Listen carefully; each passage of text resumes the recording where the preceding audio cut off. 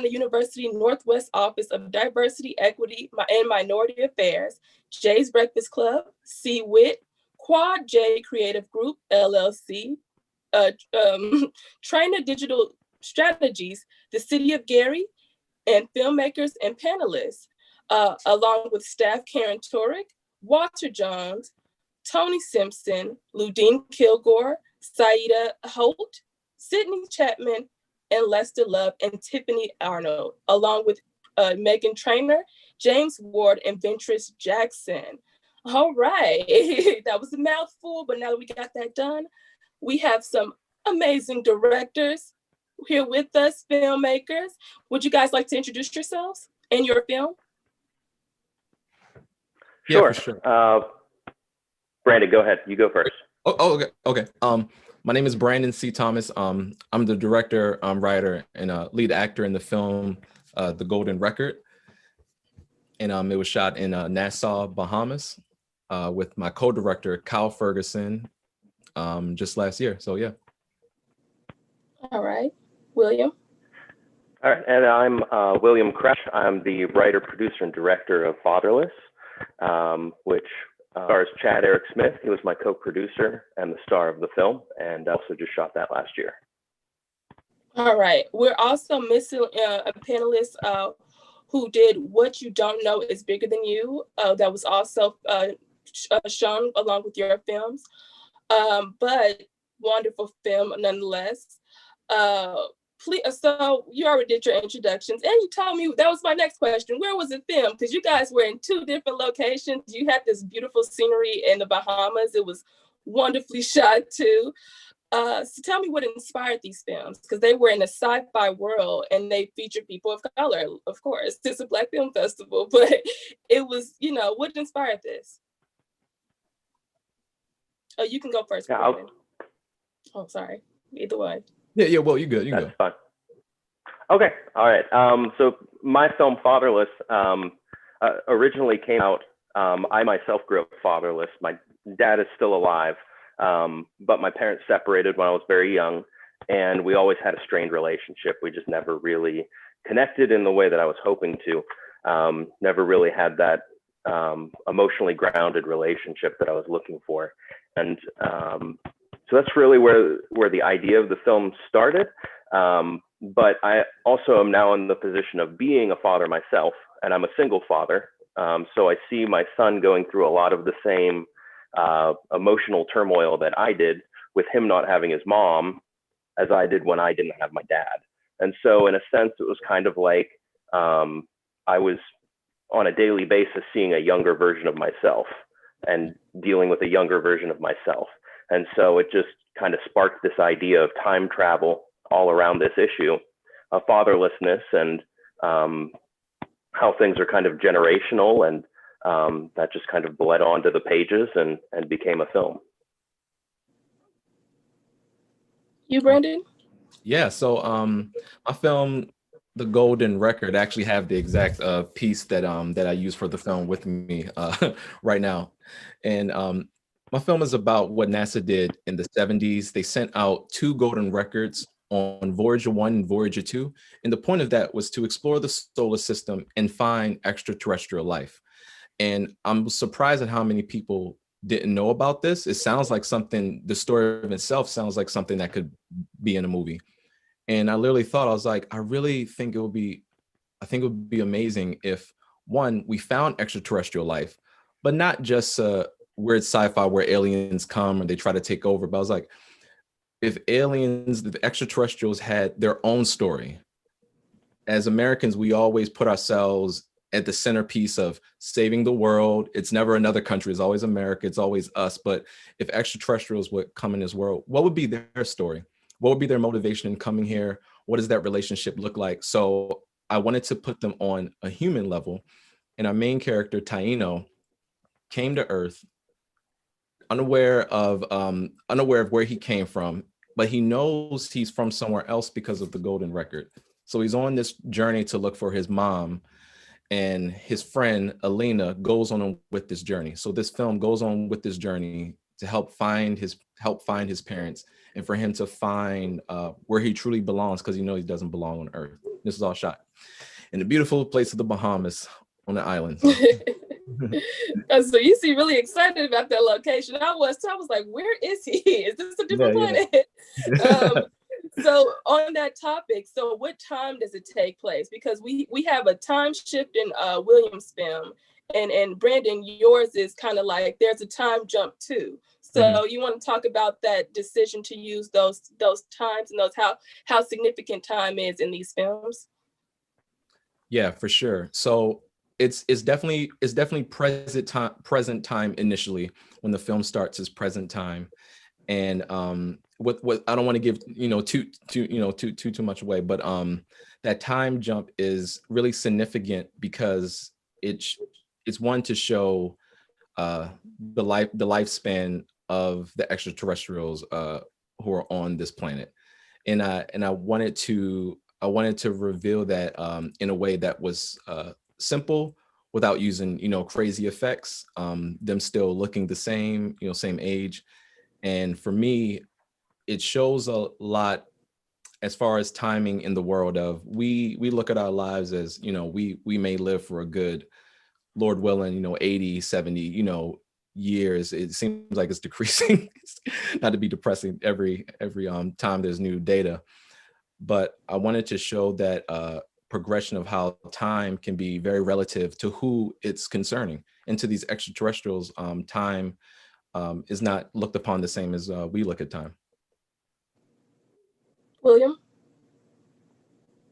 Yeah, first of all, in response, that was fantastic. It reminds me of Arrival, which was a really inspiring film for Fatherless.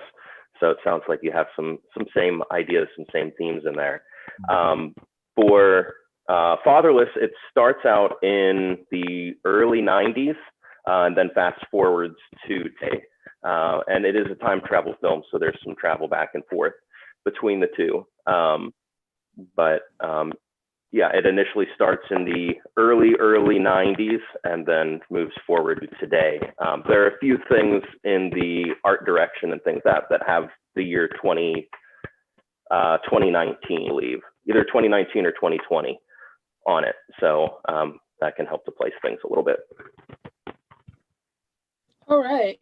So you kind of already mentioned something that kind of influenced Fatherless. So what other sci-fi works kind of influenced you in creating this film? Yeah, Arrival was the biggest for sci-fi perspective. We also took a lot of inspiration from The Matrix. There are a few scenes that are actually in a very similar way. There's a hallway scene that we shot very much like some of the scenes in The Matrix. There's some Easter eggs hidden up the film too that come from The Matrix, just because it was very inspirational to the way that we wanted to film this film. Also, the movie Alien used Alien for inspiration for a lot of the time travel scenes. There's scenes that take place in a workshop, and we colored it to look very similar to a lot of Alien, to make it kind of low contrast, lower saturation, a lot of blues. We used a hazer in that area. It got that same kind of atmospheric feel. Those would probably be the most influential in film. All right, you, Brandon? Yeah, so it's funny. All those movies, I enjoy. Arrival was amazing, but specifically with the Golden Record, there wasn't a film that I've seen or that I watched that initially inspired it. It was really the information and wanting to grab a story that no one has told before in this way first. And I kind of tackled this short film the way I would do if I'm writing music. They say if you want to create something original, you don't listen to the radio. you write from yourself. So with this specific film, I can't say for other things. Usually I would take some inspiration from something and proudly steal and use it in a film. But for this one specifically, it was all wanting to stay away from watching other things to spark creativity. It was just the information of knowing what it was, and then using my own experience in life relationships and what it means to. For me, it's funny. My father passed away when when I was younger, when I was 11 years old. And in this film, it briefly, it's not the main thing, but it briefly shares some things about my father in more in an artistic way, with him not really being predominant in the film, but it really being focused on the mother and him looking for the mother, because my mom raised me, and so I just use those life experiences to kind of motivate the film. All right. So who did you guys have in mind when you were creating this? I know you mentioned your son, William, was part of the motivation. And now, Brandon, you kind of touched on that a little bit too. Mm-hmm. So we can start off with Brandon. Who were you thinking of when you created this? Yeah, so for me, it was, I've noticed with a lot of projects that I do, it's usually from my own experiences. In this case, the character Taino, it's a piece of me. Usually the characters I pick, or if they're the male lead, I take a small part of myself and I would place them in the person. And I try to give as much as myself to that person. But then you don't want to get too emotional in it, especially if this film would have to be given over. But that's like best case scenario. But I put a little piece of myself. And so it's easier to write. They talk about writing. They say, as I'm writing, it's easy. I forget which filmmaker, my friend's going to kill me, but it's easy because you just bleed on the page. And so I wanted to make writing easy. So if it's coming from me, who knows me better than me, so it was easier to write the character, understand his backstory, because I just bled myself into it. So the motivation was just my relationship with, my father not being there, living in California. My mother lives in Maryland, wanting to be close to her, and then Taino's search for his mom. So I'm using all my motivation in life to help create these characters and beef them up. William? Yeah, there were actually a lot of people that I thought about when I was writing this particular film. Like you mentioned, when I first started, there was a lot of me in the main character. There was a lot of my son in the main character. But really that started to change in the early revisions of the film. And Logan, who's the main character, started to take on more of a figurehead role, where he had to represent all of these different people who encounter fatherlessness in America and in the world. And I mean, if you look at the statistics, we're talking about millions upon millions of people. So I didn't want to ground it too much in one specific experience. But his mentor in the film, Dr. Albright, was crafted from a lot of individual people who kind of stood in to the father role for me as I was growing up. Whether that was my grandfather was one, really stepped up and played a fathering role. I had teachers, coaches, like that along the way who really stepped in and took on that sort of fathering role that I wasn't getting in the way I was looking for from somewhere else. And so Dr. Albright was then able to become kind of a representation of that figure in the lives of the fatherless, that they, even if they don't have their physical father there, somebody else can step in and still provide that kind of attention and nourishing and kinds of things that they're looking for. So those were the main inspirations. All right. What was the best part of creating these pieces of work for you guys, of being able to film it? Because, you started writing. What was the best part, the filming part? I think for me, the best part was I was just enamored. So I remember you saying, like, you seem excited about the Bahamas. It's like, well, I'm about to tell you why. Because when I stepped off the plane, and I remember seeing so many Black people, and then them being unapologetically Black, because it's predominantly Black people in the Bahamas. And then I saw the money, and I actually have it right here. Let me show you the money my co-director Kyle has, and that is a Black man on that piece, on that money. And I look Love at to see it. Yeah, and I'm like, his hair is like mine. And and I was like, I'm in a different world. It's so close, but seems so far away. And then as we're filming and I'm looking at this beauty, I just see things that you can see. There was a Christopher Columbus statue, and I added that in the film with the character Elena, with her cursing at the statue and being upset because I didn't know Christopher Columbus came to the Bahamas first, and then he came to North America. And so these little facts, I was like, oh, I need to add this. I need to put this. I need to put this in here, and it helped build the characters even more for how long some of these people have lived, and so yeah, I think filming, just seeing the culture of Nassau, Bahamas, and understanding it, it was like, wow, this film is going to be richer than I thought because of the history and how the people on this island has prevailed through so much. So I'm very proud, and my friends make fun because I'm a wannabe Bahamian. I feel like being there, I'm from there, and I just love it there. William? Yeah, there were a lot of great things about this film. Things just went really smoothly for the most part with it. I'd say, gosh, the best part on set was probably filming the time travel scene. It was something that I had been explaining to people, what my vision was for it. And for those seeing the film, or if you see the film in the future, I try to keep the time travel elements very quiet, very subdued, so that they don't overpower the emotion of the story. I always wanted the emotion to kind of drive everything.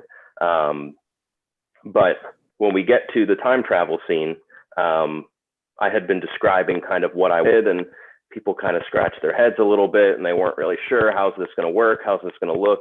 Whatever. And when we finally got everything set up, we had kind of this dolly track that wraps around everything. And once we finally got that and the lighting and the fog machines and everything set up, everybody on set was just like, wow, this is really cool. And so I finally knew that we kind of nailed it and got something that was going to be interesting. Visually and cinematically in general. But like I said, the whole experience, we just had so many people who jumped in, who were interested in supporting the film, whether that's for filming, during, or after filming. That it's not an on-set kind of a thing, but that has been the most rewarding thing for me. It's just the amount of people who have jumped on and been wholehearted in their support of the film and wanting to be part of it and wanting to help share the story. So that would probably be number one for me. Well, that's all I had. So I want to thank you guys for being a part of this talk back. One last thing, you guys, plug whatever you're doing next. Plug your social media. Go for it, Brandon. Yeah. So you can follow me on facebook.com/That's How It Be Doe, BDOE, and on Instagram it's at That's How It Be DOE. And the next project I'm working on is a TV series called One Michelin Star, and I'm currently pitching that to different streaming sites and major networks. So hopefully someone will be able to pick that up. And I'm also working on a film that's about me and my wife, about a Black and Asian couple, and what is it like being able to raise a half Black and Asian son. So I'm excited about that as well. So next projects. All right, congratulations. William? Yeah, thank you. And thank you very much for moderating and facilitating everything today. You can follow me if you'd like. The film itself is facebook.com/fatherlessmovie. We put all of our updates on there, and we have a few more coming here in the next couple of weeks. So hopefully you can follow us there. I use mostly my website from a business perspective, but want to follow me. So that's lt4films.com. So feel free to jump over there. I keep that updated with anything new that's coming down the pike. I do have a couple things in development, a feature that I'm writing with another filmmaker out in Los Angeles. I have a couple of shorts and documentary shorts that I have in development as well, and doing some post-production sound and things like that on other independent projects. So a whole bunch of early stage stuff, nothing to get too excited about just yet, but we'll get there. It's been a strange year, so things are starting to pick back up though. All right. Well, congratulations on completing the film, submitting a film. That's a wonderful task to accomplish. And thank you guys for joining me. And that's all, folks. I hope you enjoy the rest of the film festival. You stay tuned to other talkbacks, other films, other panels, and